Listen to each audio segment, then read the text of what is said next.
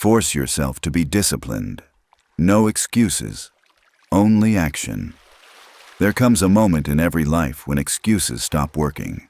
Not because the world suddenly becomes fair, not because things magically get easier, but because deep down, you realize that nothing is going to change unless you do. Discipline is not motivation. Discipline is not confidence. Discipline is not talent. Discipline is the decision to act even when every part of you resists. And if you are listening to this right now, it means one thing. You are tired of starting over. Tired of promising yourself tomorrow. Tired of knowing what to do, but not doing it. This audiobook is called Force Yourself to be Disciplined. Not because discipline is gentle, not because it feels good at first, but because your future demands it. Let's be honest. You already know what you should be doing. You know when you should wake up. You know what habits are destroying your progress. You know which distractions are stealing your life 1 hour at a time. Information is not your problem. Execution is. And execution requires one thing above all else: self-command. Discipline is the ability to say no to comfort and yes to growth. It is the power to override emotion with intention.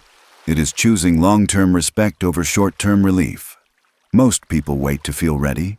Disciplined people act before they feel ready. Because here is the truth no one wants to hear. You will never feel motivated enough to change your life. You must move first. Motivation follows action, not the other way around. Discipline is not about becoming perfect. It is about becoming consistent. And consistency is built through force at the beginning. Yes, force. Force yourself to wake up when it's uncomfortable. Force yourself to work when it's boring. Force yourself to stay focused when your mind begs for escape. Because every time you give in to weakness, you train it. And every time you resist, you strengthen yourself. This audiobook is not here to inspire you for 5 minutes. It is here to reprogram how you operate, to make discipline automatic, to make action non-negotiable, to make excuses unacceptable in your own mind. You don't need a better life plan. You need a stronger standard. A standard that says, I do what I said I would do, regardless of how I feel. Discipline is freedom, because when you control your actions, no one controls you.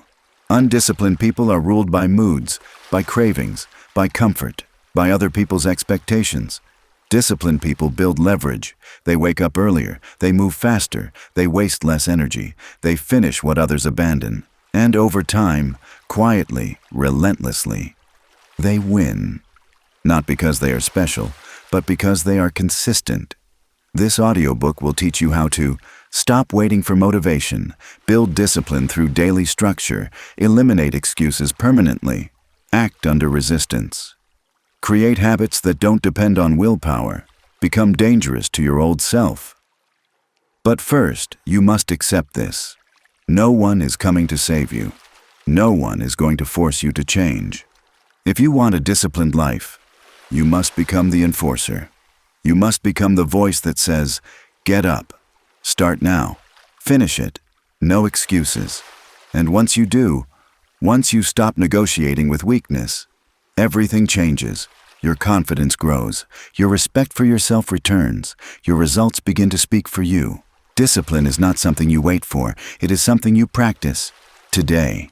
And it begins with the first decision of the day. Not later, not tomorrow, now. In the next chapter, we will start where discipline is forged every single day. The moment you wake up, and whether you choose comfort or control. Continue. Chapter 2. The morning decision that shapes your life. Every disciplined life is built the same way.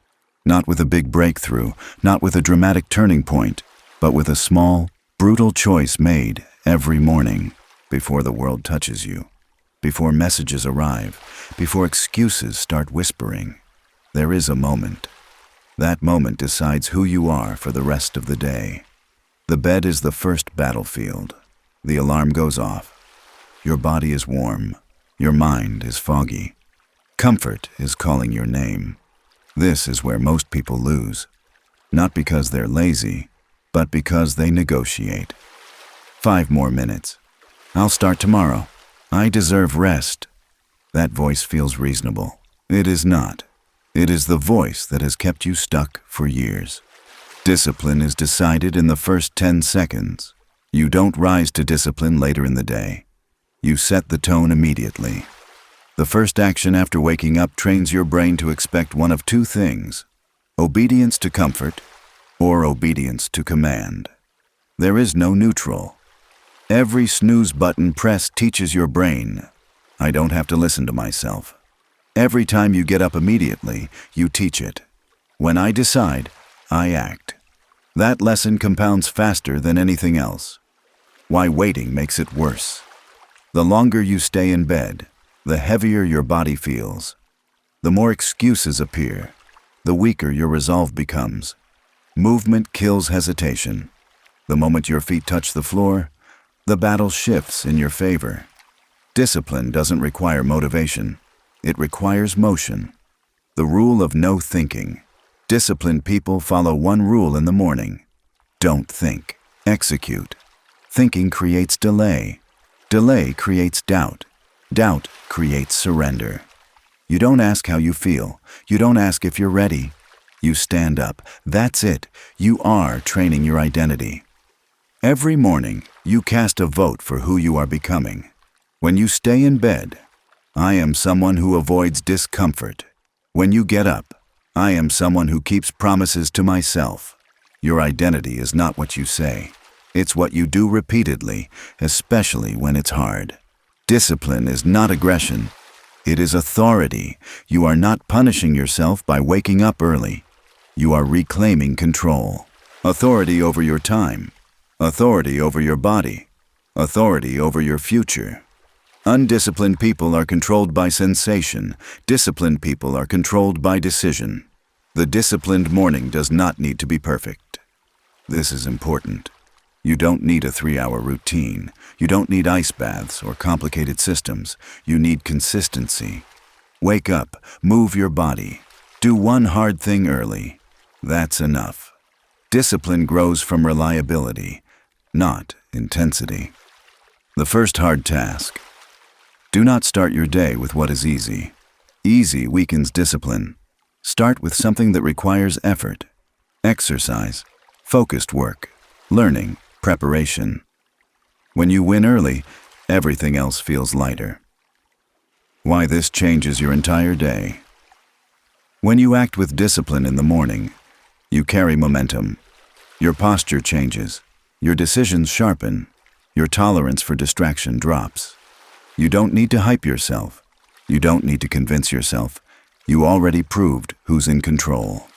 The cost of indiscipline. Every morning you surrender, you pay later, with stress, with guilt, with lost opportunities.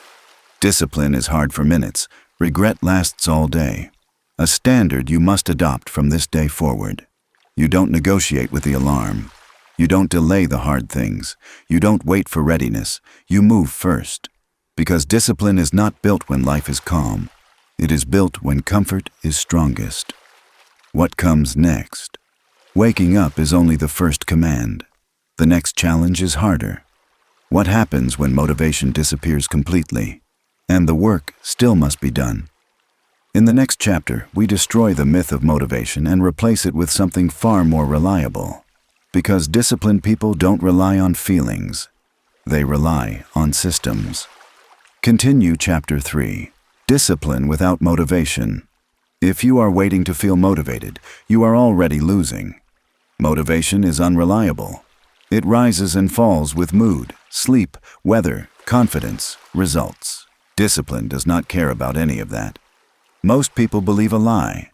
I'll start when I feel ready. I'll act when I'm motivated. I'll be disciplined once I feel inspired. That moment almost never comes.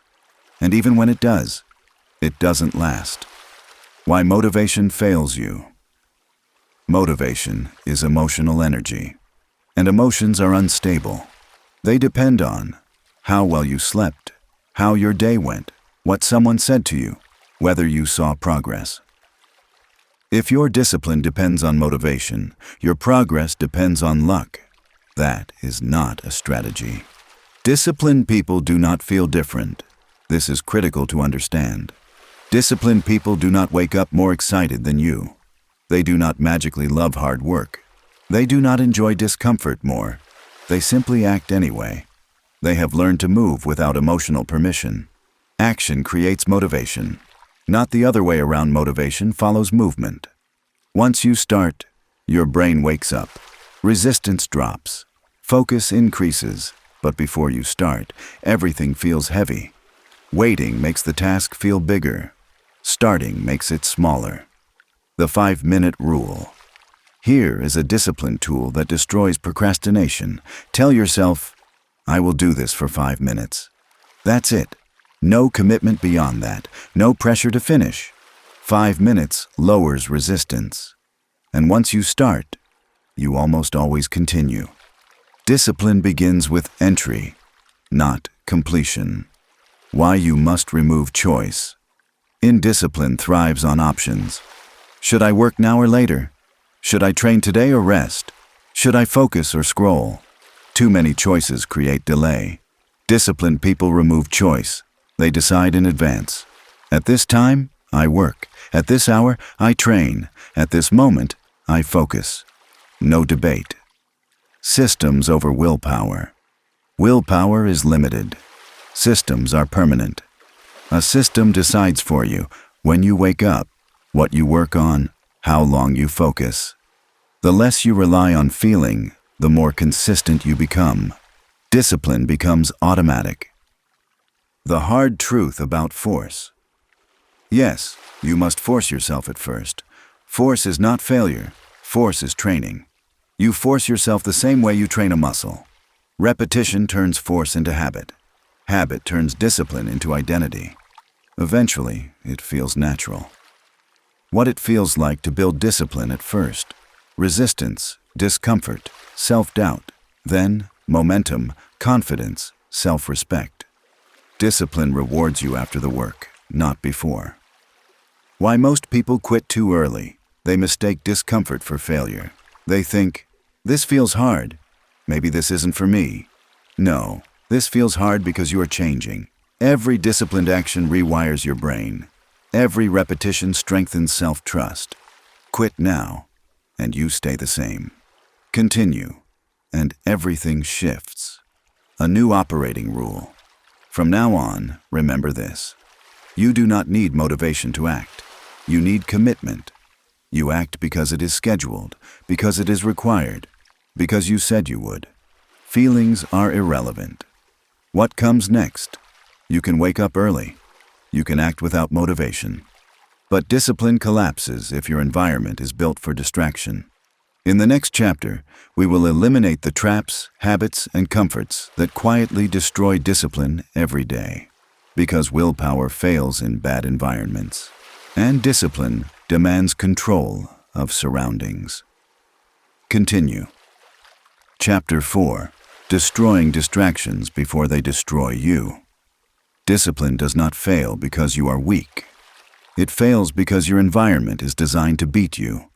Every day, without realizing it, you are fighting invisible forces. Notifications engineered to steal attention. Comforts designed to keep you passive. Habits that quietly drain your focus. And then, you blame yourself. But here is the truth. Willpower is fragile in a bad environment. Disciplined people don't fight distractions. They remove them. Undisciplined people rely on self-control. Disciplined people rely on design. They don't test themselves all day. They don't sit next to temptation and hope to win. They make bad decisions difficult and good decisions automatic. Why discipline collapses at home. Home is where most discipline dies. Your bed, your phone, your couch, your screen. Comfort everywhere, structure nowhere. If your environment whispers relax all day, you will struggle to hear work. The phone is the biggest discipline killer. Let's be direct. Your phone is not neutral. It is engineered to hijack attention, fragment focus, and delay action. Every time you check it unnecessarily, you train your brain to seek stimulation instead of progress. Discipline and constant stimulation cannot coexist. The rule of friction. Add friction to bad habits. Remove friction from good ones. If you want discipline, put your phone in another room while working. Remove apps that steal time. Make distractions inconvenient. If something is easy, you'll do it. If it's hard, you won't. Use this truth. Create a discipline zone. You need at least one space in your life where discipline is the default. A desk, a room, a corner. In that space, no entertainment, no scrolling, no excuses. Your brain will learn. When I am here, I work. Environment trains behavior faster than motivation ever will. Why you must reduce decision fatigue. Every choice drains discipline. What to wear, what to eat, what to work on, when to start. Disciplined people simplify. They reduce options, they standardize routines, they automate decisions, less thinking, more doing. Comfort is not the enemy. Uncontrolled. Comfort is rest is necessary. Relaxation has a place, but comfort without boundaries becomes decay. Discipline means you choose when to rest, not your impulses. The disciplined day has boundaries, clear start, clear work blocks, clear end. When time has edges, you respect it more. When days blur together, discipline fades. Structure creates urgency. Urgency fuels execution. Stop trusting future. You. This is a critical mindset shift. Future you is not more disciplined. Future you is not stronger. Future you is not more motivated. Future you is you, tired. Set things up now so future you has no choice but to act. Discipline is won before the day begins. If your environment is clean, your schedule is clear, and distractions are removed, discipline becomes simple. Not easy, but simple. What comes next? You've learned how to wake up, how to act without motivation, how to control your environment. Now we go deeper. In the next chapter, we build the core of discipline itself, the habit loop that turns effort into identity. Because discipline is not something you do, it's someone you become. Continue. Chapter 5. Turning discipline into identity. At the beginning, discipline feels like effort. You force yourself. You resist comfort. You push against habits that have ruled you for years. But discipline is not meant to stay hard forever. It is meant to become who you are. Why discipline fails when it stays a task. Most people treat discipline like a chore, something they do for a while, something they try to maintain, something they fall off eventually. That approach guarantees failure, because tasks require motivation. Identity does not. The shift that makes discipline permanent. The shift is simple, but profound. You stop saying, "I'm trying to be disciplined," and start saying, "I am disciplined." Not as motivation, as a rule. Identity shapes behavior faster than goals ever will. When something is who you are, you don't debate it. You act accordingly. How identity is built. Identity is not created by affirmations. It is created by evidence. Every disciplined action is a vote. Wake up on time, vote. Finish the task, vote. Train when tired, vote. One vote doesn't define you, thousands do, and the mind keeps score. Why small wins matter more than big bursts. You don't become disciplined by extreme days. You become disciplined by reliable ones. Consistency beats intensity. Small, repeatable actions build trust with yourself. And self-trust is the foundation of discipline. The discipline loop. Here is the loop that creates identity. Decision, action, proof, belief, stronger decision. Each repetition reinforces the next. Miss too many reps, the loop weakens. Protect the loop, stop breaking. Promises to yourself. This is where most discipline collapses. You promise, you delay, you excuse, you forget, and every broken promise erodes self-respect. Discipline begins with keeping small promises, not ambitious ones, reliable ones. Lower the bar, raise the standard. This sounds contradictory. It isn't. Lower the size of commitments, raise the seriousness with which you keep them. Promise less, Execute more. That is how identity forms. Discipline is self-respect in action. When you act despite resistance, you send yourself a message: I can trust me. That confidence cannot be faked. It must be earned.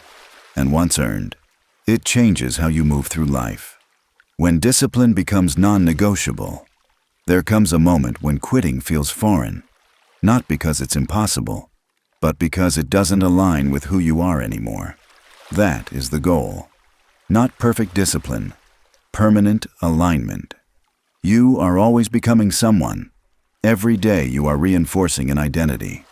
Either the person who avoids discomfort or the person who follows through. There is no pause button. Choose deliberately. What comes next? You now understand how discipline becomes identity, but identity is tested under pressure. In the next chapter, we confront the moments when discipline is hardest: fatigue, boredom, stress, and failure. Because real discipline is proven when conditions are worst. Continue. Chapter 6. Discipline when you are tired, bored, and done. This is where discipline becomes real. Not when you feel strong, not when motivation is high, not when progress is visible, but when you are exhausted, when the work feels repetitive, when quitting feels reasonable. This is the moment that separates builders from starters. Why discipline breaks under fatigue. Fatigue lies. It tells you deserve a break. You can do it tomorrow. One day won't matter. Fatigue is not a signal to quit. It is a signal that you are doing something meaningful. Growth is uncomfortable by design. Boredom is a test of commitment. Boredom kills more discipline than difficulty. Hard things feel heroic. Repetitive things feel pointless. But success is built in repetition, not novelty. Disciplined people learn to respect boredom. They understand, if it's boring and important, it's probably working. The myth of balance.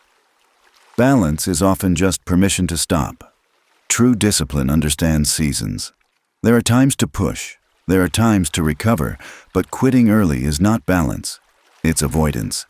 Finish first, rest after. The rule of showing up. On your worst days, your only job is to show up. Not to perform, not to be perfect, just to begin. Momentum often follows presence. Even 30% effort keeps the habit alive. Never miss twice. Discipline is not maximum intensity. This is critical. Discipline is not about doing more, it's about doing enough, consistently. Burnout is not discipline, it's poor pacing. Sustainable discipline lasts longer than bursts of effort. When you feel like quitting, ask yourself one question: will future me thank me for stopping or for continuing? The answer is almost always clear. Temporary discomfort, permanent pride. Discipline after failure. You will fail sometimes. You will miss a day, break a streak, lose momentum. That does not erase discipline. What matters is recovery speed. The disciplined return immediately, without guilt, without drama, without delay. Failure is information, not identity. Remove emotion from the process. Do not judge yourself. Do not criticize yourself. Do not celebrate too early. Execute, adjust, continue. Discipline thrives in neutrality. The strongest discipline skill. The ability to continue without excitement, without applause, without visible progress. Quiet consistency beats loud motivation. This is where most people stop, and this is where you continue. Not because it feels good, but because it matters. This is where self-respect is built. What comes next? You can be disciplined alone. But what happens when others test your discipline? When distractions come from people, not habits? In the next chapter, we learn how to protect discipline from social pressure, expectations, and noise. Because discipline must survive the world, not just solitude. Continue. Chapter 7. Protecting discipline from people and noise. You can build discipline alone, but the real test begins when the world starts pulling at you. People will not understand your discipline, not because it's wrong, but because it reminds them of what they avoid. Why people resist your discipline. Your discipline exposes contrast. When you wake up early, it highlights their excuses. When you stay consistent, it challenges their comfort. When you say no to distractions, it forces them to face their own lack of control. So they push back, subtly, casually, disguised as concern. The most dangerous discipline killers. They don't look like enemies. They sound like, "Relax, you're doing too much. One day off won't matter. Why are you so serious?" They don't mean harm, but they weaken standards. Discipline requires boundaries. If everything is negotiable, nothing is protected. Disciplined people set boundaries early and enforce them quietly. You don't explain, you don't defend, you simply decide. You don't need permission to be focused. This is important. You are not rude for protecting your time. You are not extreme for saying no. You are not arrogant for prioritizing growth. You are disciplined, and discipline makes people uncomfortable, especially those who lack it. Say less, do more. The more you talk about discipline, the more resistance you invite. Let actions speak. Silence protects momentum. Results explain everything. Choose environments that support growth. You don't need everyone to understand you, but you do need to limit exposure to chronic complainers, constant distraction, people with no standards. Your environment shapes your discipline more than willpower ever will. Discipline is lonely. At first, yes, you will feel isolated sometimes. You will feel misunderstood, but loneliness is temporary, regret is permanent, and eventually your discipline attracts respect, even from those who doubted you. The power of being unavailable. You don't owe instant responses. You don't owe access to everyone. You don't owe explanations for your priorities. Unavailable people get things done. Protect your peak hours, identify when you are sharpest, and defend that time aggressively. No conversations, no scrolling, no interruptions. Discipline thrives in protected space. You are building a different life. Most people live reactively. You are choosing deliberately. That difference continue is exactly what separates you from the crowd. And the crowd will always try to pull you back to average. Discipline is a private contract. You are not disciplined for applause. You are disciplined for outcomes. This is a private agreement between who you are and who you refuse to remain. No one else needs to sign it.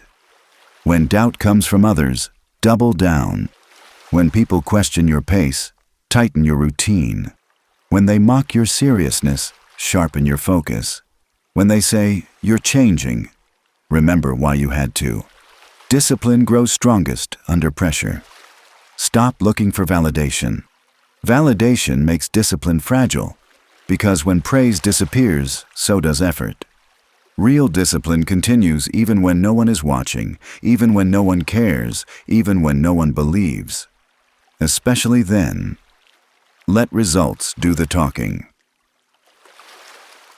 You don't need arguments. You need evidence. Consistency creates credibility.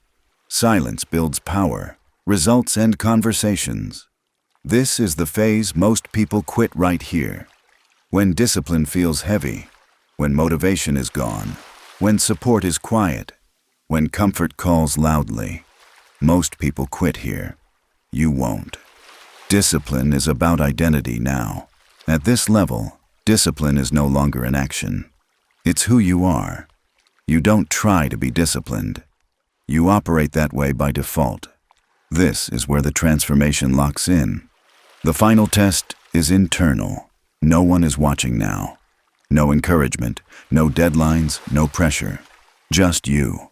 Will you still show up? Because this is where freedom begins.